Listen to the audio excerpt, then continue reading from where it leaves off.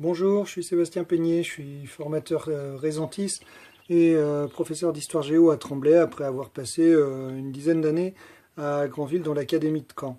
Donc mon objectif ici c'est de faire un retour d'expérience sur 10 ans d'enseignement de la Révolution française en utilisant des outils numériques. Premier élément, l'objectif ici c'est de vous montrer comment l'école a changé depuis un certain temps avec le numérique. Notamment comment on intègre progressivement les nouvelles technologies. Vous avez peut-être entendu parler du modèle d'intégration des technologies qui s'appelle SAMR et qui en gros dit qu'au départ on va un peu ramer en mettant en place des outils qui vont faire que se substituer à d'autres éléments et ne pas apporter grand-chose. Et puis petit à petit on va aller jusqu'à une redéfinition complète de sa pédagogie et une plus grande fluidité dans l'eau des technologies. Alors, ça n'empêche pas ici que moi je vais vous parler de compétences scolaires, que je vais vous parler de pédagogie, et que je vais même vous parler ici d'exigences scientifiques, puisqu'en gros, ma façon d'enseigner la Révolution française, elle s'appuie sur un enseignement que j'avais reçu de Jean Clermont-Martin quand j'étais à l'UFM de Nantes. Et en fait, j'ai commencé à utiliser, on va dire, des outils numériques pour enseigner la Révolution française lorsque j'ai découvert le réseau Ludus, qui était un réseau dans l'Académie de Caen, qui créait des jeux pédagogiques. Et parmi ces jeux pédagogiques, il y en a un qui s'appelle J'ai vécu la Révolution française, et qui a pour objectif que les élèves se créent un personnage et qu'ils le font évoluer au fur et à mesure des événements de la Révolution française. À chaque fois, ils doivent choisir la bonne opinion qu'aurait suivi leur personnage, suivant qu'ils sont ultra-conservateurs, suivant qu'ils sont à l'opposé des enragés, ou au contraire des modérés. Voilà, alors bon, l'outil numérique ici sert surtout à échanger entre collègues pour la préparation de ce jeu et pour la diffusion de ce jeu, parce que autrement ça reste du jeu papier, mais il sert aussi lorsque le numérique va servir à faire des présentations pour présenter aux élèves en introduction les événements sur lesquels ils vont devoir se positionner. Donc voilà, le palier ici, on est dans un usage enseignant qui est de base ici, mais qui permet déjà d'améliorer le cours dans son ensemble. J'aime bien, j'ai vécu la Révolution, mais je trouvais qu'il manquait une dimension d'écriture, donc j'ai décidé de mettre en place des blogs, après avoir fait l'expérience de journaux papier. J'ai mis en place des blogs, c'est-à-dire que les élèves rédigent ici leur participation à des événements et doivent commenter également des questions, toujours en respectant leur personnage. Alors déjà, on assiste à une évolution. Déjà, ce sont les élèves qui sont acteurs ici des usages du numérique. Et puis, ils écrivent différemment lorsqu'ils savent qu'ils vont être publiés ou lorsqu'ils savent qu'ils vont interagir entre eux sur ce média social.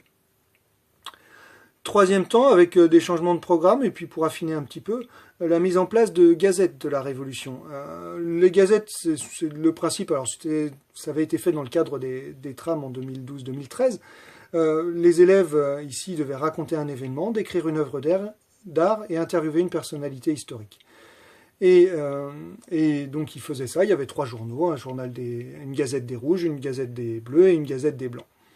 Alors au bout de 4-5 ans de pratique du blog, je me rends compte que ça améliore progressivement ma façon de faire. Notamment, on utilise le numérique pour faire de la recherche, on fait attention à la façon dont on écrit, à la façon dont on publie ici.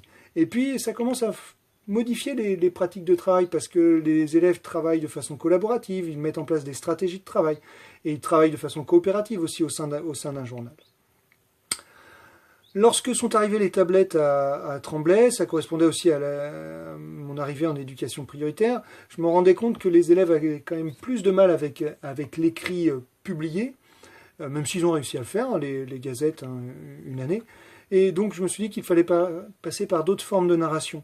Donc là j'ai repris une proposition qui avait été faite par Patrick Marquez, raconter un événement de la Révolution sous forme de bande dessinée. Ou d'écrire une œuvre à la façon un peu de l'émission Dardar, en utilisant Télégami. Voilà, donc les élèves ont un avatar, et puis derrière cet avatar, on peut mettre un fond et une description ici. Ou encore, ou encore ici enregistrer l'autobiographie d'une personnalité historique avec un petit outil qui s'appelle -face. Il y a beaucoup de travail d'écriture en amont, mais on n'a pas d'écrit, on va dire d'écrit définitif ici. C'est l'oralisation en fait de leur brouillon qui passe ici, la lecture. Là, on est véritablement dans une redéfinition complète de la façon de travailler parce que la classe change, la forme que prend la classe lorsqu'il faut s'enregistrer change. Les élèves réinvestissent également des outils qu'ils ont pu utiliser précédemment. Cette année, j'essaye de toujours rajouter un petit peu rajouter en tout cas, adapter en fonction de ce que je vois de mes élèves. Je me rends compte par exemple que mes élèves ont beaucoup plus de mal maintenant avec les présentations que je peux faire en classe. Alors que si je leur donne sous un format de classe inversée, ils arrivent, sous forme de petites capsules, ils arrivent à tirer de l'information de ces capsules. J'essaye de plus en plus d'utiliser l'évaluation avec le numérique. Je pourrais vous montrer comment ça va servir à faire des évaluations de type connaissance, mais comment ça peut aussi les accompagner dans la rédaction d'une réponse argumentée. Et puis, je suis content parce que j'ai pu remettre en place J'ai vécu la révolution, que j'avais abandonné depuis 5-6 ans, notamment en faisant ça sous forme de Google Formulaire. Alors, c'est la même chose, toujours des cases à cocher avec une opinion, sauf que les élèves, ici, ont leur réponse automatique. Alors, ma conclusion ici, je voulais vous dire, c'est que le métier d'enseignant, il évolue. Ici, au départ, on était surtout sur un binôme compétences ou connaissances pédagogiques et contenu disciplinaire, alors que désormais les connaissances technologiques influent sur les deux aspects de la pédagogie et du disciplinaire. Pour prendre un exemple, je pense l'avoir montré du côté pédagogie, mais pour prendre un exemple du côté disciplinaire, pensez à il y a 10 ans, lorsqu'on faisait les philosophes des Lumières, on était en mesure de donner des dossiers documentaires sur Voltaire, sur Rousseau, sur Diderot. Maintenant, on est capable de donner des dossiers documentaires sur Locke, sur Franklin, simplement parce qu'on y a accès grâce aux différents outils numériques. Alors, je ne pense pas que ce soit quelque chose qui doit nécessairement être effrayant. Ce que j'ai voulu vous montrer à travers cette évolution sur 10 ans, c'est que on s'immerge progressivement dans l'usage du numérique avec sa classe. Voilà, je vous remercie. Donc cet après-midi, l'objectif, ce sera d'approfondir un petit peu et de prendre le temps sur chacun des outils présentés, de vous montrer tout ça. Voilà.